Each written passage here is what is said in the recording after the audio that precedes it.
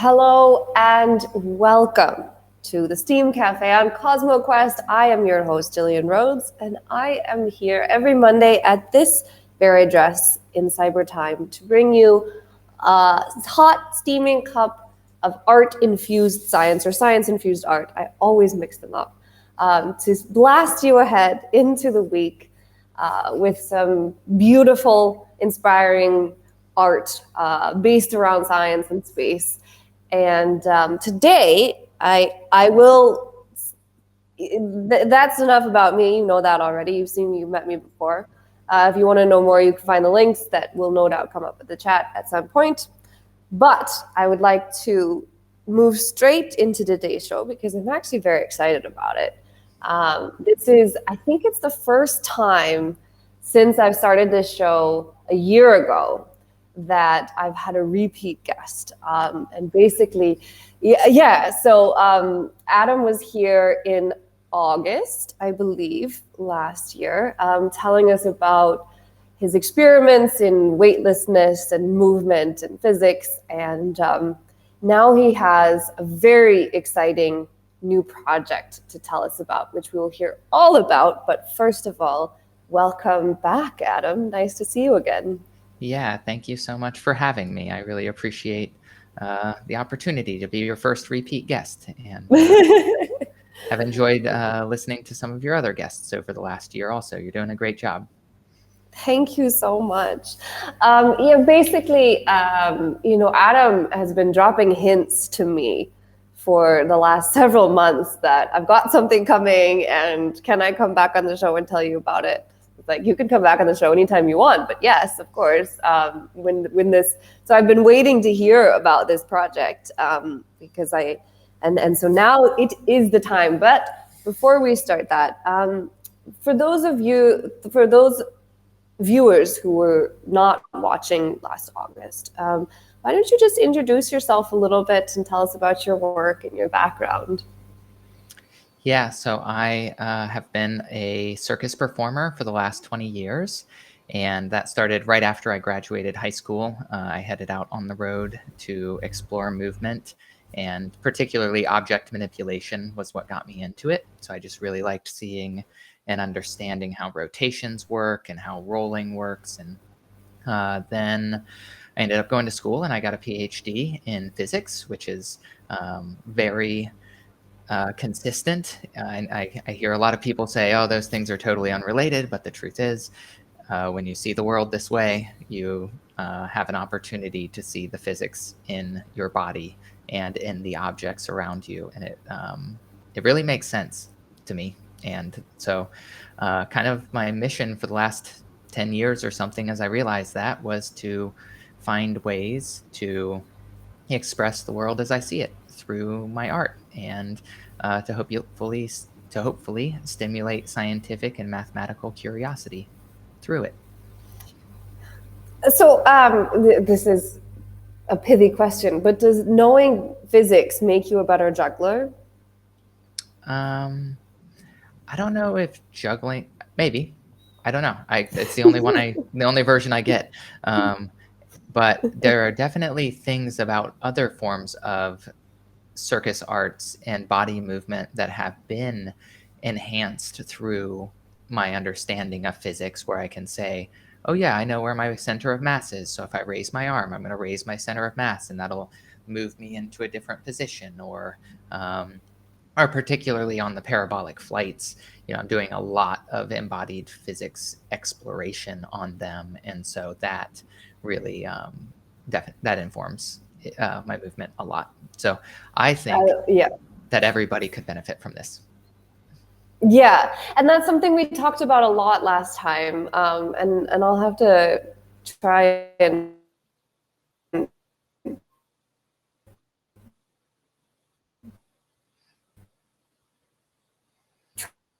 track down maybe if someone is feeling ambitious. You talked a lot about the embodied experience of weightlessness, and you did a lot of experience and experiments around that. But now you're taking that a step entirely further, where you're not just bringing in the embodied movement, but you're bringing in objects as well. So maybe you can kind of, tell us a little bit about that, like this idea. What is it? What's this project? And yeah, a little bit of background around it. Yeah, I was so when I first went on. Okay, start again. When I went on my first parabolic flight, I didn't know what I needed to know. And what it seemed like was nobody or a lot of people didn't know what they needed to know. So I decided to try somewhere. And what I started with was how does the body rotate?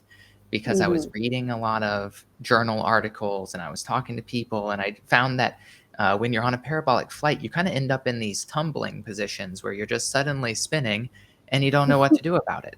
And I Right. figured if that's what's going to happen, let's just prepare for it. Let's understand it. And then we can work from that place of at least knowing how the rotation will happen, because rotations are actually incredibly more complicated than we know.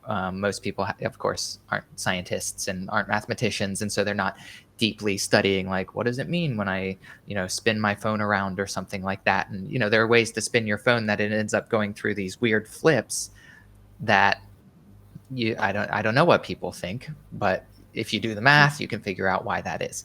So I was studying this, and I made a model of the human body, all the articulated joints, all of the center of masses, everything as accurate as I could make it. And what I found was that the most stable way that a human can spin when they're in a standing position is around their belly while facing forward, kind of like a cartwheel. Does that make sense? Yeah. Yeah. Yeah. And so in this rotation, it's funny because people don't seem to be doing that. Right. And Right. Yeah. uh, I had never seen anybody doing that. And I said, why is it that this is the most stable thing and nobody's practicing it or nobody's doing it? And Dr. Pamela, if you would be able to roll video 14 here pretty soon, then we can see some video of what I'm talking about. What's funny about this type of rotation is that it's the only way you can spin and continue facing in the same direction.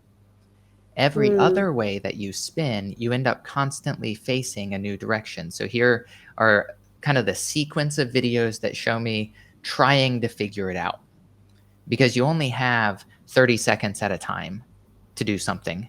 And once Right. you're free of the wall, you can't change your angular momentum. You can't change anything about the style of rotation. So what we're seeing here is all of the parabolas where I was like, oh, here's a little piece of it. Here's a little piece of that. And then this is where I really get it. This is the rotation that I'm talking about. And so do you see how I'm spinning around my belly? I'm facing in Yeah. the same direction. And just getting that to happen for that amount of time took me all of those parabolas previous to it. And Wow. that's the style. And I come from a contact improvisation dance experience where we talk about research a lot. And I just really love that, because I didn't hear that word as much when I did like ballet or modern dance or something like that, that it was never research. You were just learning stuff that other people were telling you to do. And so this required research. So that was the first step. You can Okay. spin in this way. The next Okay. step was, how do things move? And Okay. on Earth, you throw a ball and it travels in a parabola, right? Comes back down. Yeah. Do you know what path it would travel in if it was not traveling in a parabola? Like if you're in space and you throw a ball, do you know what path it takes? Keeps going, right? Oh, you froze right there. I just said, like, it just keeps going, right? Like if Yeah. And so there's no friction, it just keeps continuing on the initial, like. trajectory, right? Yeah, which just ends up being a line, right? If you just push something Right, from here, it just moves and it just keeps going in a line. So that's what I right. started with. And I just said, okay, so I can spin my body in this way and balls can travel in straight lines. And that was kind of my initial seeds, just to have an idea of where to start the exploration. And so, Dr. Pamela, if you can play number 5, this will show a little bit of a ball traveling in a straight line. And balls traveling in straight lines is kind of boring, maybe, but we want to find ways to be creative, right? And sometimes if we find our limitations and if we find the constraints, then we can kind of like figure out how to work within those boundaries. And so, so that was the start of it, and that's the entire um, physical logic of where this comes from. And the result is space juggling, and it gets deeper than what I just described, but those are the seeds. Those are the seeds. Okay, so it came. So you've been working on weightlessness and rotation, and then you started to bring objects into the mix, and then at some point, that experimentation and research became a thing called the Space Juggler, which has a website, which has a costume, which has this whole kind of performance around it essentially. So what was that? How did you get from into that, where you kind of took these things that were happening and then decided like, I'm going to make this into a digital performance, or however you describe it? Yeah, I practice zero G movement as much as possible. I have aerial harnesses and I do float tanks and I do indoor skydiving and I've done 3 parabolic flights, and I do things in pools. Kitsu Dubois taught us about how to move in pools and use that um, as an environment. Again, you have to work with some restrictions. It's not just get in the pool and swim around. There's intentional types of movement that you need to be thinking about. And I just ended up having all of the equipment that I thought I needed to try this space juggling idea. Um, and an important part of it was when I was talking with Story Musgrave. He is so good at moving and talking about moving in weightlessness. Really a super unique guy. And we were talking about object manipulation, and he said, if you take a rope and you lay it on a flat surface and you roll it back and forth and you like wiggle it back and forth, then it'll move like it would in space.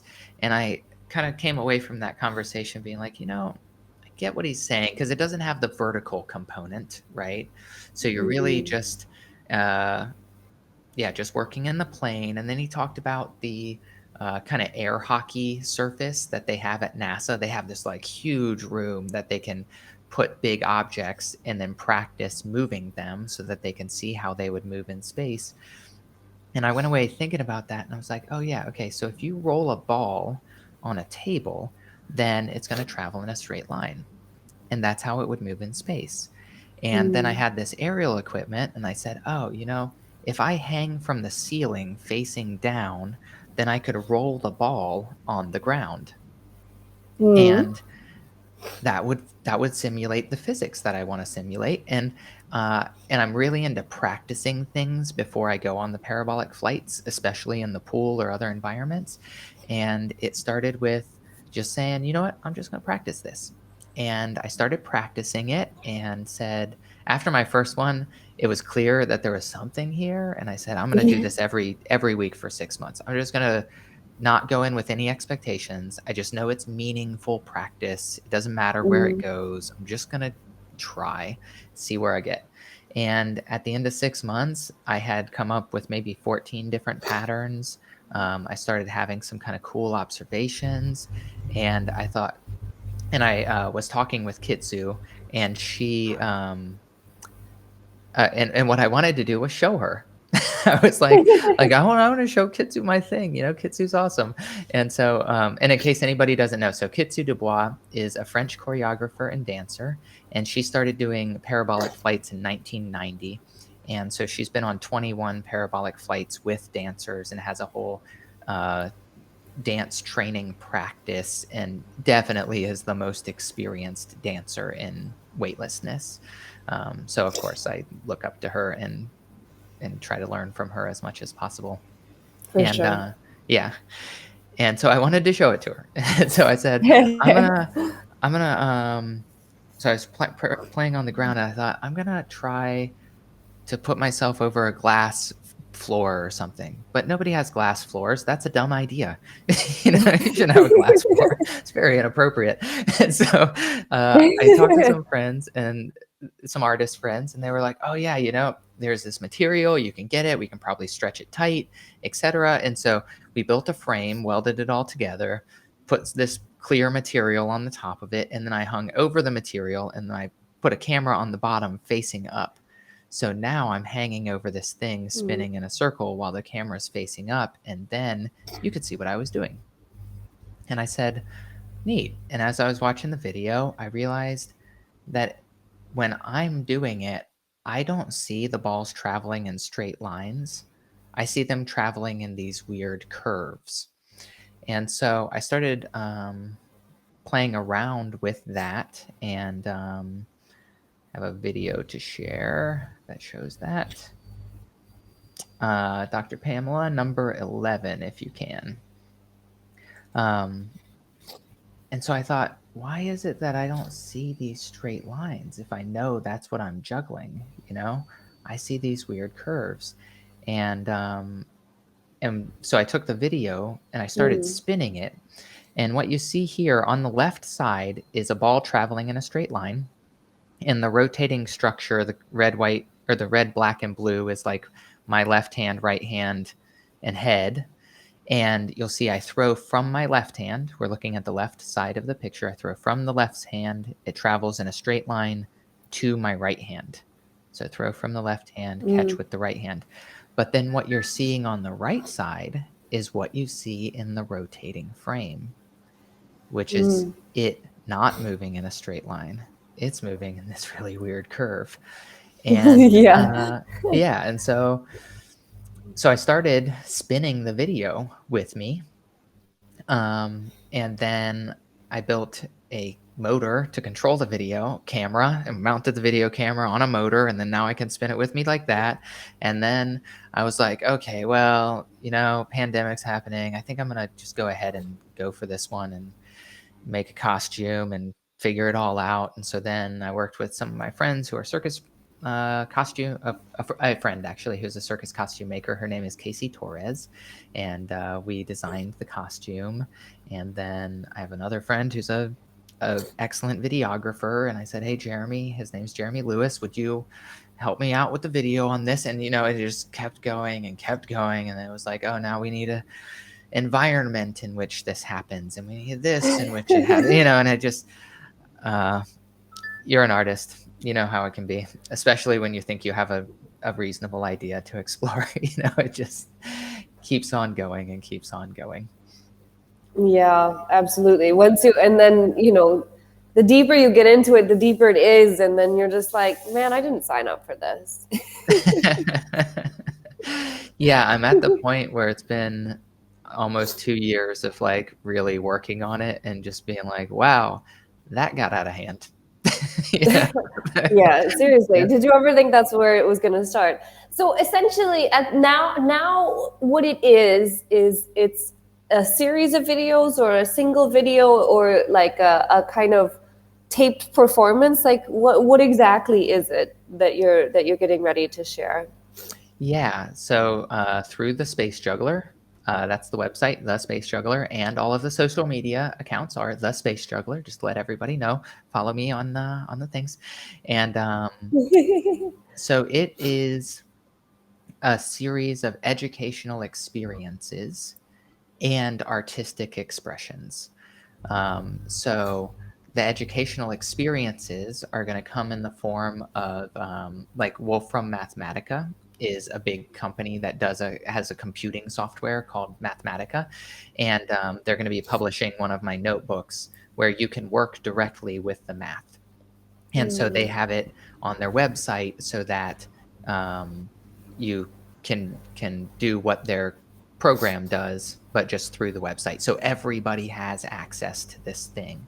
Um, Nice. then and so the reason that's interesting and why I think it's fun to explore is because it shows a way that perspective changes what you see. Mm. And this has become one of the major reflections of the work, and one of the major discoveries of the work is that, especially in America right now, we're in a really hardcore crisis moment with our social justice, and it's important. And it sounds like the rest of the world is resonating with that, but I'm here in the United States where it's real. It was more intense last summer, but this is something we're not done talking about, and Mm. um, through embodied experiences, we can have sometimes a deeper connection to an idea than if we're just talking about it. And Right. so I'm clearly going to be able to show a way that what you see depends upon what your perspective is. And this is a lesson, although simple, that we really need right now. Um, Mhm. so that's one aspect of it. And then on the weekend of July 23rd and 24th, I'm going to have some events, and we're working on two pretty big artistic videos. One that kind of steps back a little bit and just works in the idea and the ideology of it, so that it's just going to describe, like, well, here's a pattern. What if you were able to spin with me and you could see what I can see, and just have kind of just a nice, beautiful video. And then another one will be a video that really shows what it's like for me to do it, because it can, we'll show a little bit more video in a couple of minutes or something. But when you see the video in the rotating frame, you don't totally understand unless you're watching it from the side, that I'm spinning at like 10 to 20 rotations per minute. And um, when I started, I could only do that for about 5 minutes, and then I had to stop and kind of go lay against the wall being dizzy.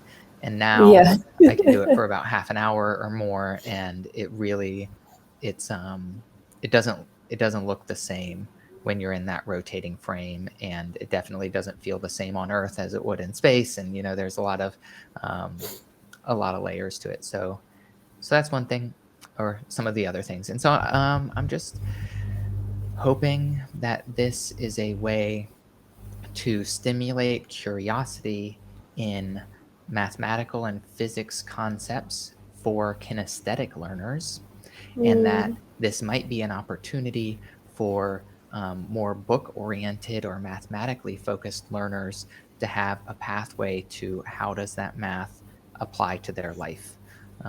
Because I find that in a lot of math and physics classes, the embodied experience that math and physics comes from is sometimes lost. Yeah. And I think what that was really one of my main questions was like, how do you do this, right? Like, and so I think we've covered that, which is interesting because it's something, it's so clever, considering everything and how you've managed to set it up. But is it something that, like, eventually you would want to take on a parabolic flight? I mean, I don't even know. Do you have time in 30 seconds to make a pattern or two? Like, is that something that you'd like to do? Yeah, I think that could be fun. I it's it doesn't feel like I made this thing and everybody has to see it and my thing has to live forever or whatever. I am doing this exploration. I'm making the work that I'm making around it, and I want to move on when the work is done. And I Okay. don't want to move on before the work is done. So I have other ideas, I have other plans, I have other props that I've been designing that I have to do in a parabolic flight. I can find ways to practice them on Earth, but it's just like not going to be the same on Earth. Mm. And so, so yeah, what I want from this is I want to stimulate curiosity in how the body moves. I want to develop more of my own expertise in this area so that hopefully I can contribute more to making better space art and making better Mm. space art accessible, because we see a lot of things in movies that are not physically realistic. Mm. But the physical reality of things is so beautiful. It's like one of my, I harp on this one a lot. So sorry if I said this last time we talked, but That's what I right. love about the difference between magic and juggling Mm. is that they're both impressive, right? You see somebody who's good at either of them, you're like, wow, yeah, that was really amazing. You see why the magic trick worked, and you're like, okay, cool. I'm like not impressed anymore. You figured out a trick, and I am not going to watch that again, right? Right, But right, you hear what a juggler did in order to accomplish what they did, and that just makes it more interesting. right. You hear actually what played out in order to get like one of the things I do is I stand on a ball while I'm juggling 5 balls, and you know all of the steps to getting there and not falling off the ball and all the little like this and that in order to do interesting patterns. There there's a it's just more interesting the more you know. And so I hope this work stimulates that as well. Yeah. Yeah. Um, you froze a little bit at the end of it, but I think we got the gist of it. At least for me, I'm not sure from the output. But so I think there are a couple questions from the audience that I'd like to get to. But before we do, let's maybe watch some of the output, some of the things that you've created. If there's Yeah. I think there was a couple videos you referenced just now. I think it'd be interesting to watch. Yeah. So, Dr. Pamela, if you could just go ahead and play number 6, and then we're just going to go down and do 6 through 9. And I'll just kind of narrate as we move along that sequence. So the first thing was just to explore not in the rotating frame, but just like how do things relate to gravitational juggling. And so in this pattern, you can see that since up and down are not different than left and right. And actually, could you just play that one more time? Did we see the whole video, or did it kind of pause for you? Yeah. So I started with the idea of kind of what we call the cascade in Mm. earth-based juggling, which is just kind of the normal 3-ball pattern. And so this was just kind of my variation on it in this environment. And so then we can do the reverse cascade. And then there's kind of this little like line across the top. So that was a fun thing to explore, was just like, oh yeah, cool. We don't have to deal with up and down all the time. And then this is kind of a variation on what we would call the Mills mess.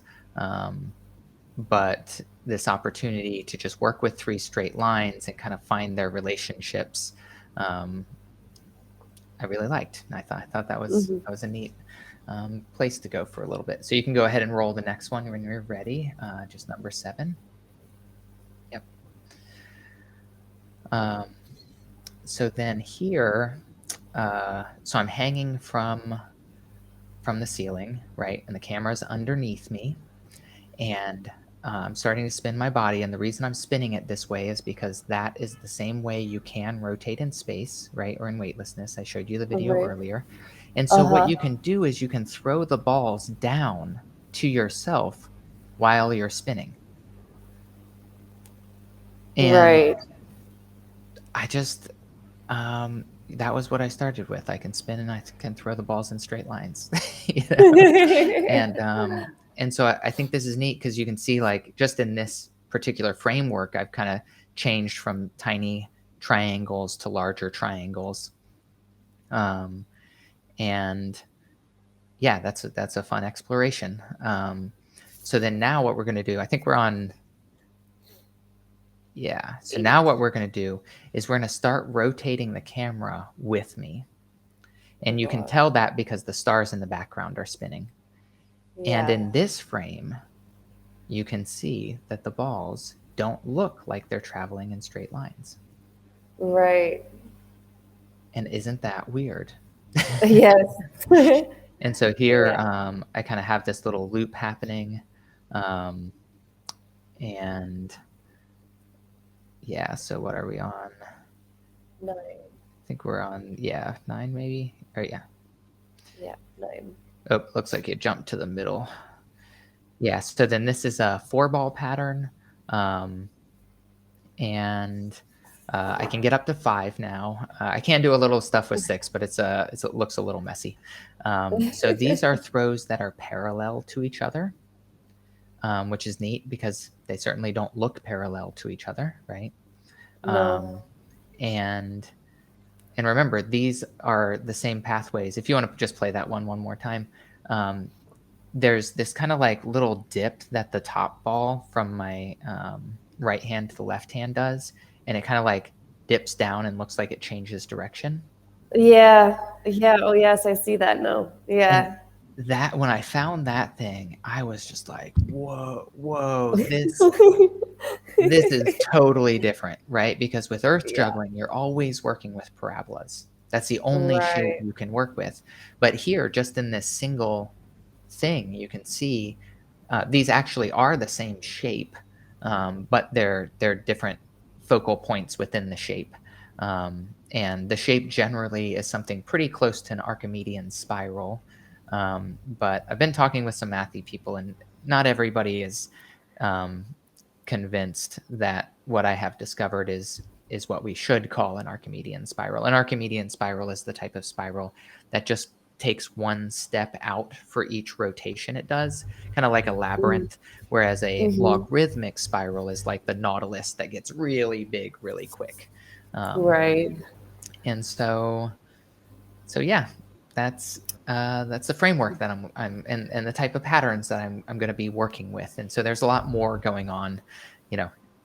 So I'm just kind of giving you a little I mean, there's like, sneak peek yeah, of it. no, yeah, I mean, I, I'm just sort of like thinking about the fact that you're upside down, spinning very fast, and trying to like, just the whole situation of being in that position of just like hanging and spinning and trying to keep track of like 4 balls at a time is just like, it's pretty incredible when you think about it. And I think that's somebody asked this question actually. Broken Symmetry was asking, with 6 months of intervals of training hanging upside down, did your body begin to acclimate to the gravity flooding like blood to the brain at a certain point? My film crew would say no. We had to film in short segments because my face would turn all red after 6 minutes or something like that of hanging. Of course, when I'm just practicing myself, that doesn't matter. But when we're trying to get these nice videos, it was like, okay, film. Okay, he's stop, stand up. Like, you can't do that anymore, And actually, we can play Dr. Pamela number 10. And that'll show you a little video from the side. And this is actually, I've never shown any video from the side before. And so this is what it looks like. And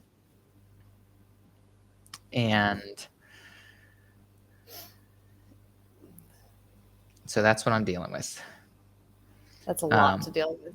Yeah. And what's weird is that in that rotating pattern, like when you turn your head to the side or when you look up or down or something like that, it messes with your semicircular canals in your vestibular system, and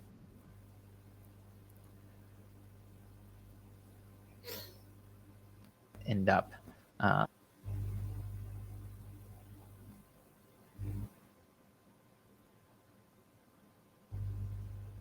I think Adam is having connection issues.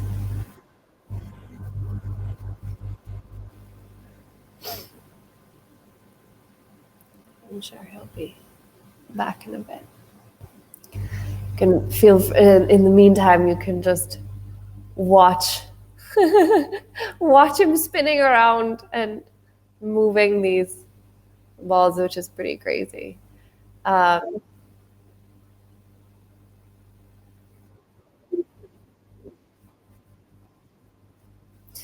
I think, yeah, one of the things that I want to ask him when he comes back, when we have our connection back, is the fact that the actual surface itself is moving slightly, right? You can see that there's, because it's not glass, it's a flexible surface, affects actually the the movement of the balls.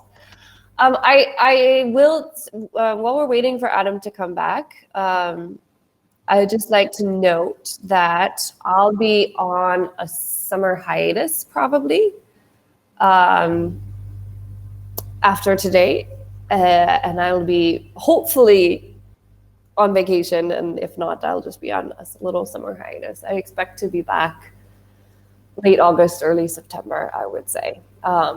So Steam Cafe is going away for the summer, and hopefully I'll be able to get back into it. So let me just see if we can try to get Adam back. Maybe I'll send him an email or something. See if we can get him back in here. How are you, people?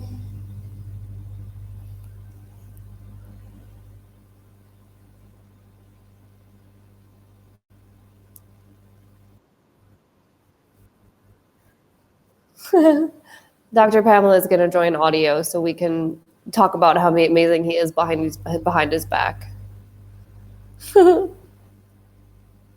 Okay, now they have my audio. Yeah, I've tried to learn to juggle and I can't. Like I can toss one ball back and forth and one is apparently my maximum number. And to see all these different reference frames simultaneously is just amazing. And then to know that he also ran the calculations, which I think is even harder than doing the actual juggling, is kind of amazing. He's saying that he's getting this error message, unable to connect to the session. Okay, I'm gonna restart the session. Um, I'm gonna put up the Steam Cafe video for 2 minutes, and then we will be back. Okay.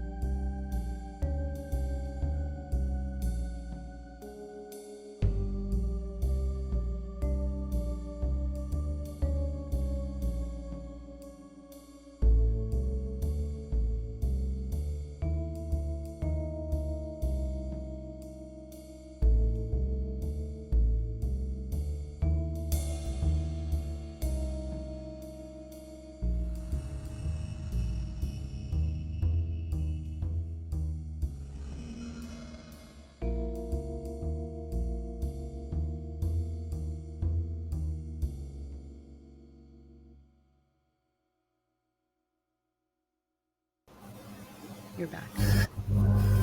Okay, so we have restarted a session, and new links have been sent, and hopefully somewhere along the way we will find each other in cyberspace again, and we will continue and wrap up this discussion on space juggling, which is super amazing.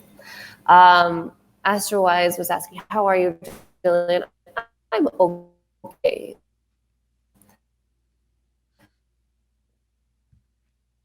Oh, your audio and video both just said boink. Busy, but at one point I used to know how to juggle. And when I was a teenager, I actually I went to circus camp a bunch. And yes, that's the thing you can do. I actually taught at a circus camp for a while as well. And I learned how to juggle clubs and rings. And at a certain point, I could never do anything fancy with them, but I could just, a basic cascade pattern, as Adam would call it. So that's Q is saying, imagine giving a talk about all the physics of juggling. And Broken Symmetry was saying it's a good juxtaposition of body awareness and mental math, all working together with artistic intent. Fascinating. And then as the force of your throat, there's a lot of stuff going on there. And Broken Symmetry is riffing on that, saying, writing key words about juggling on objects you juggle while juggling and lecturing, which just gets pretty meta. And Adam is back. Hello, welcome back. Sorry for that. Did I hear you saying something about calculating? I love calculating. Yes, there was a lot of discussion about calculating while you were gone, especially because I was just noticing when I was watching that video that the surface is moving, right? Like, so how does that affect the calculations? Yeah. So if you think about kind of if you held a rope with a ball on the end of it and you spin it around and then you let go of it, then the whole thing just shoots off tangent to the way that you let go, right? So this is kind of the classic how angular momentum changes into linear momentum or something. In this case, if I was spinning in weightlessness, like in space, and I was holding a ball at my head height and I let go of it, then it would just travel in a straight line away from the circle of my body spinning. Does that make sense? Right. So in order to get it just to stay in place, you would actually have to throw it back against the direction that you're rotating just to get it to stay in one place.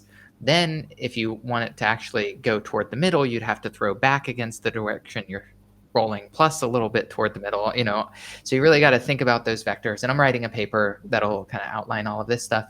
But what I discovered was that after I had done that math and I was looking at the numbers, I was like, I don't think that's the way I'm throwing, though. What's going on? And I had about a week of some serious cognitive dissonance that I was observing what the math says and observing what my body was doing and saying, like, these things are not matching up. What's the error here? What do I have wrong? And what I realized was that when you're taking a ball and you're setting it onto a surface, it needs to be rolling when it touches the surface, or else it kind of like bounces for a moment until it starts rolling. So what I have to do is I have to roll the balls as I'm setting them down, right? And that was something that I wasn't taking into account, was this like extra action of rolling it in the direction that I wanted it to be. And of course, if I was more tricksy and just wanted the cool looking thing, then I might try some pool ball kind of manipulations, spin the ball on some axis that's, perpendicular to the surface or whatever. But I don't want that. I want it to actually, I'm going for the space juggling version. And so yeah, that surface kind of vibrates. It kind of sounds like a drum when I'm like setting them down, if I'm setting them too hard. And of course, if it's vibrating, then it's disturbing the other balls. And so it really takes paying attention to the surface, making sure every throw just, my fingers need to be within a millimeter of perfect placement every single time, or else the bounce starts to happen and then the bounce disrupts the rest of the patterns. Yeah. So how many outtakes do you have? Outtakes? Oh, you mean like how long? How many How bad long is your blooper videos? reel? Yeah. Yeah. I don't know. Many hours. Enough hours that I ended up building. And actually, this is a cool thing. Hang on, it'll be quick. Um, I enough hours without the motor working that I ended up building this cool little device. Um, so this is a little device, and inside of it, what I have is a Wi-Fi and Bluetooth transmitter, as well as a 9 degree of freedom sensor. And so what I would do is I would attach this to my body, then Bluetooth that to my phone, and I would record my rotating data onto this. So then when I got out, I could download that directly onto my computer and then push that directly into After Effects and play with it, and then do calculations on how quickly I was spinning and understand the dynamics of my swivel and understand the dynamics of my body. And my previous work, when I was here talking before, was about self rotations.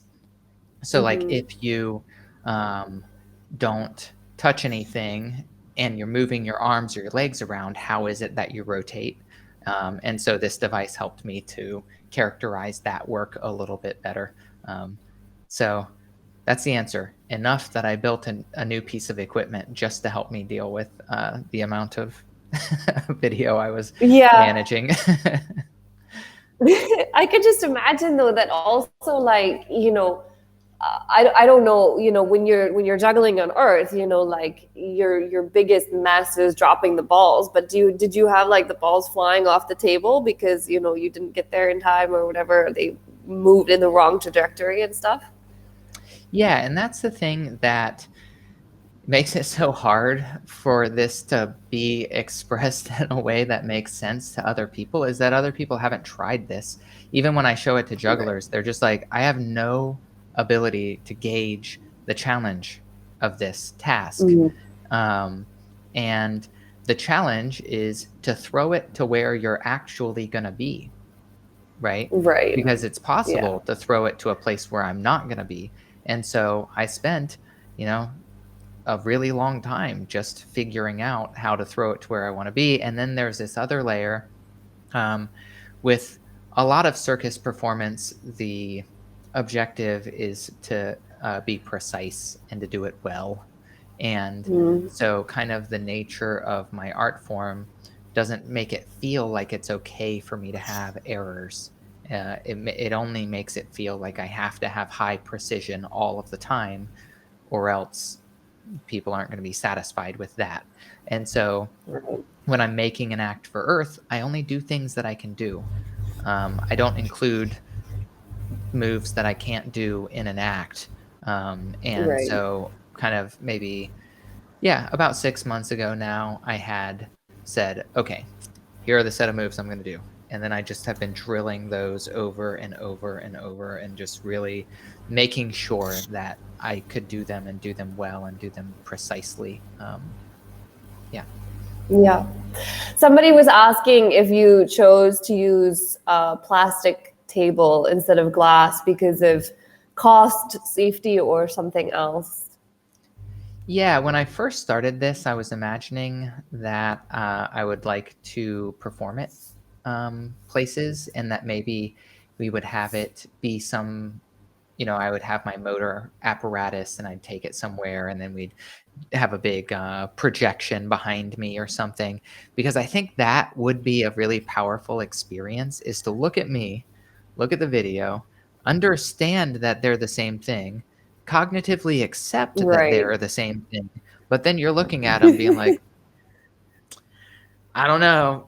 There's nothing saying they're not the same thing. Exactly. How could those possibly be the same thing?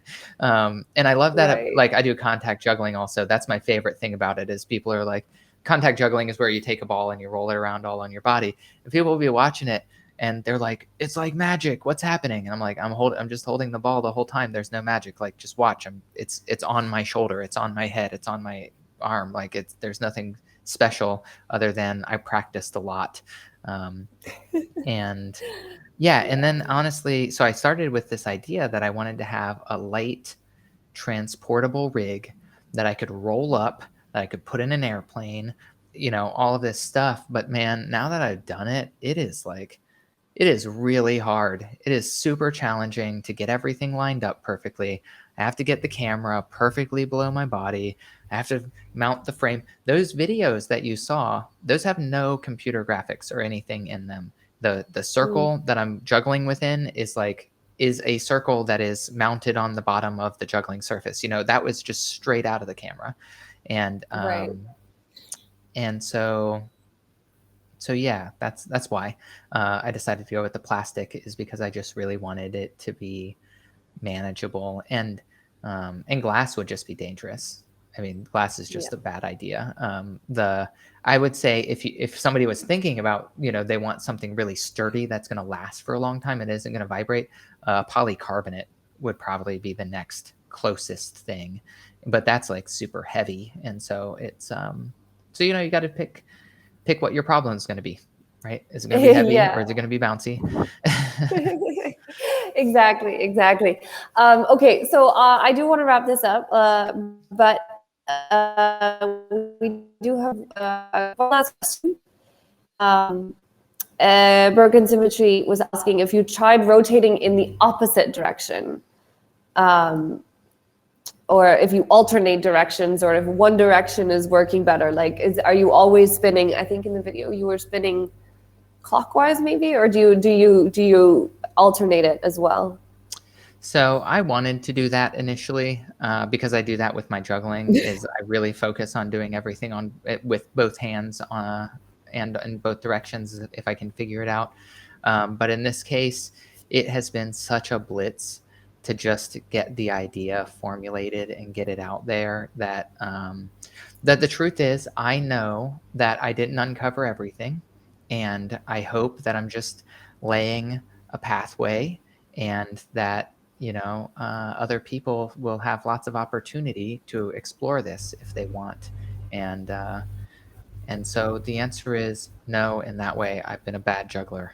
I did not do all of my homework, and I have not practiced the way that even I think I should have been practicing.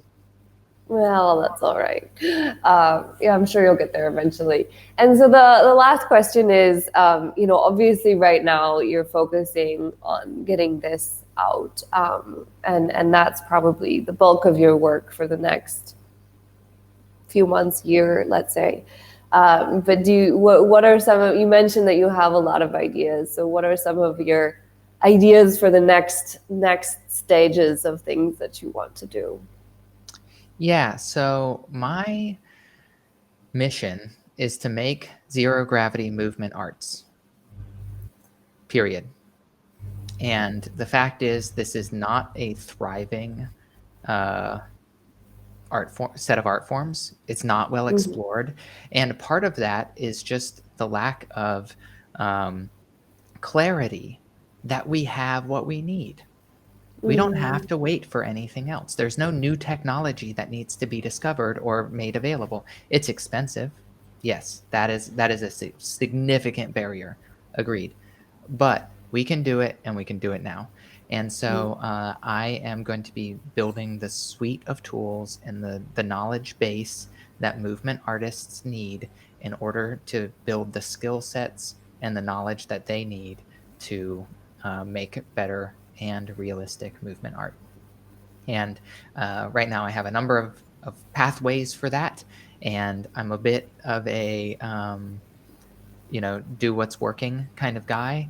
And it's like, okay, I might be wanting, and I might do like a month of work on something, but then whatever other thing happens that I wasn't expecting pops up, and it's like, oh, actually the route to making that real is downhill, or just like, let's okay, there's 10 people who actually want to hear about this and work on it with me. Great, let's go do that. And so I know what I want to do next, but we'll see if that becomes how it plays out or not. Which is always the question. And then, so we'll just end with one last question for Masterwise. Your links have been coming up in the chat, so those who are watching can go ahead and check out the website, Adam's website, the Space Jugglers website, Twitter, etc. But Astrowise was asking if you think it would be a good kind of training for astronaut candidates. Perhaps not all the dance training, but getting comfortable with hanging and rotating in different ways. Yeah, and they do practice rotating and things like that. As far as the training for kind of a general astronaut population, right? Because hopefully we're moving into that is more commercial astronauts and more tourism. Is to just realize that those people are engineers and scientists and pilots and things like that, and they're incredibly intelligent, and they often have done lots of sports, but they're not professional artists, and they haven't spent a lot of time being sincere about this language of movement and about the details of movement, which is what dancers and movement researchers are able to provide. Is really the connection between what's possible and how do you cognitively deal with that in your body.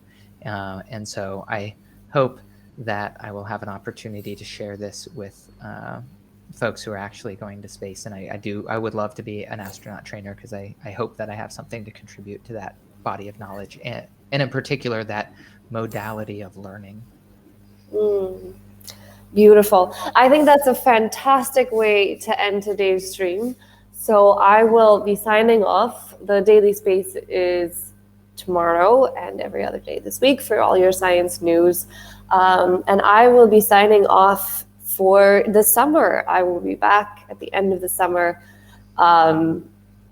with more Steam Cafe and awesome, amazing guests and all this. But this is, today will be my last stream before summer hiatus. On the summer solstice. And it's been great to have you, Adam. Thank you so much for joining me. Thank you very much for having me. It's been a real honor, and I hope that you have a wonderful summer off, and that if you're traveling, that your travels are safe and your observations are clear, and that you find more motivation and inspiration out there in the world. Thank you so much. All right. Thank you guys for watching. And I will see you on Discord and in a couple months back here on this stream. See you. Bye-bye. Bye, everyone.